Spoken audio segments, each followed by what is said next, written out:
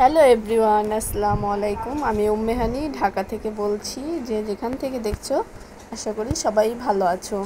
আজকে শুরু করছি রান্নাবাড়া থেকে। আজকে একটু রান্নাবাড়া করছি, সেই ভিডিওটাই তোমাদের সাথে শেয়ার করলাম। আজকে রান্না করব পাঙাশ মাছ দিয়ে আর ঢেঁড়স আর আলু দিয়ে রান্না করব। এভাবে এই তরকারিটা আমার কাছে খুবই ভালো লাগে। ঢেঁড়সের তরকারি আমার কাছে অনেক ভালো লাগে। আমি এভাবেই রান্না করি। সেজন্য প্রথমে মাছগুলো ভেজে নিচ্ছি।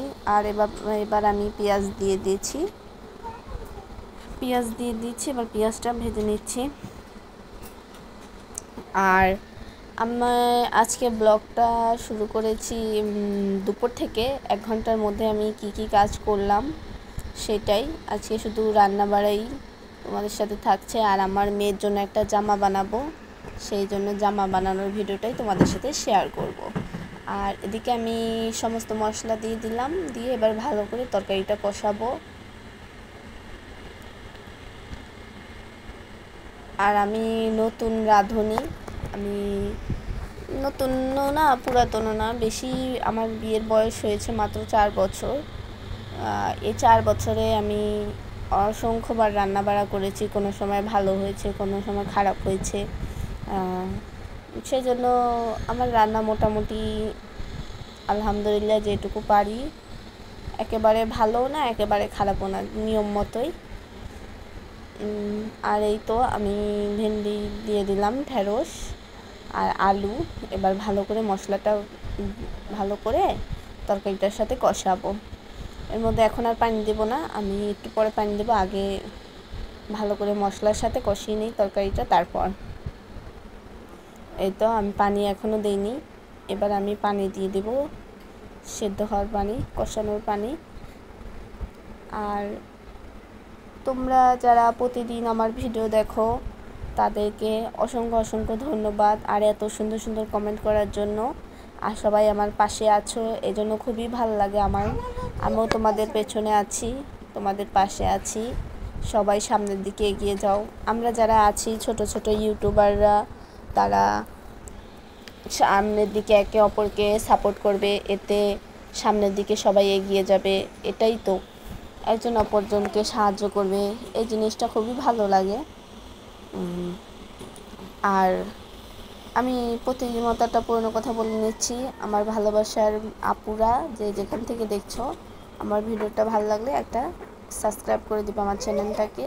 আর এদিকে আমার রান্নার তরকারিটা দেখতেই পাচ্ছ কতটা সুন্দর হয়েছে। আর এই তো আমার তরকারি রান্নাটা শেষ। এবার বসবো মেয়ের জামা কাটার জন্য। অফ ক্যামেরায় আমি ঘরদোর গুছিয়ে নিয়েছি। এবার আমি মেয়ের জন্য একটা 3 পিস বানাবো। আমার মেয়েটা খুব 3 পিস পরতে পছন্দ করে, মানে ছোটো মানুষ ওড়না নিতে চায়। সেই জন্য মনে করলাম যে ওর জন্য একটা 3 পিস বানিয়ে দিই। আর আমি এই জায়গায় 1.5 গজ কাপড় নিয়েছি। এবার ওর মাপ মতো সব মাপে দাগ দিয়ে নিচ্ছি। আর আমার মতো যারা আছো, নতুন কাজ শিখেছো সেলাই মেশিনের, সেজন্য আমি মনে করো টুকটাক যেটুকু পারি আলহামদুলিল্লাহ। আর মা হয়ে মেয়ের জন্য জামা বানাবো, এটা তো অনেক খুশির ব্যাপার। মেয়েকে সুন্দর সুন্দর জামা বানিয়ে দেব, আমার কাছেও ভাল লাগবে। আমি ইউটিউব থেকে এই কাজটা শিখেছি। আর আলহামদুলিল্লাহ ভালো করে এই কাজটা শিখে যাচ্ছি, সামনের দিকে আরও শিখবো। সবাই আমার জন্য দোয়া করবে যাতে আমি এই কাজটা ভালো করে করতে পারি। আর এদিকে দেখতে পাচ্ছ আমার আন্টির মেয়ে আর আমার মেয়ে দুজন সেম বয়সী, মানে মাসের ডিফারেন্স। আমার মেয়ে বড় 4 মাসের, ও 4 মাসের ছোট। ওরা দুজন একসাথে খেলা করছে। দুজন একসাথে থাকলে অনেক খেলা করে, জ্বালায় না।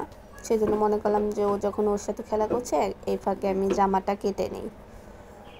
সেজন্য মাপ মতো আমি জামাটা দাগ দিয়ে নিলাম। প্রথমে দাগ দিয়ে তারপরে কেটে নেব। আর এই জামাটা বানানোর পর তোমাদের সাথে শেয়ার করব। এই তো আমার ফুল মাপ নেওয়া হয়ে গিয়েছে। আমি যেহেতু 3 পিস বানাবো মেয়ের জন্য, সেজন্য এত কাপড় ওর লাগবে না। যেটুকু কাপড় দরকার সেটুকু মাপ অনুযায়ী আমি কেটে নিচ্ছি। আর আমি জানি আমার কথা বলার ধরন তোমাদের কাছে নাও ভালো লাগতে পারে। আমি গুছিয়ে কথা বলতে পারি না, যেহেতু আমি নতুন, আগে কখনো এভাবে আমি কোনো সময় ভিডিও ছাড়িনি বা কথাও বলিনি। সেজন্য সবাই একটু ক্ষমা সুন্দর দৃষ্টিতে দেখবে, আর আমাকে একটু, যদি আমার ভুল হয় তাহলে আমাকে বলে দেবে, এতে আমিও খুবই খুশি হব। আর আমার আশেপাশের আওয়াজ শুনতে পারলে তোমরা একটু অ্যাভয়েড করবে। আর এদিকে আমি জামাটা কাটা শেষ, এবার আমি একটা পাজামা কাটবো, ওর জন্য প্লাজো কাটিং। তো প্লাজোটা এবার মাপ নিয়ে নিয়েছি, মাপ নিয়ে এবার কেটে নিচ্ছি। আর এই তো আমার কমপ্লিট। এবার আমি একটা গলা বক্রম দিয়ে একটা গলা কেটে নিলাম। আর এদিকে জানো না, খুবই কষ্টের ব্যাপার যে আমার মেশিনটা নষ্ট হয়ে গিয়েছে, সেজন্য আজকে কেটে রাখলাম। মেশিনটা ঠিক করতে হবে, দোকানে নিয়ে যেতে হবে। এই সুই নিচেও নামছে না, উপরে উঠছে না, সুই এক জায়গায় দাঁড়িয়ে রয়েছে।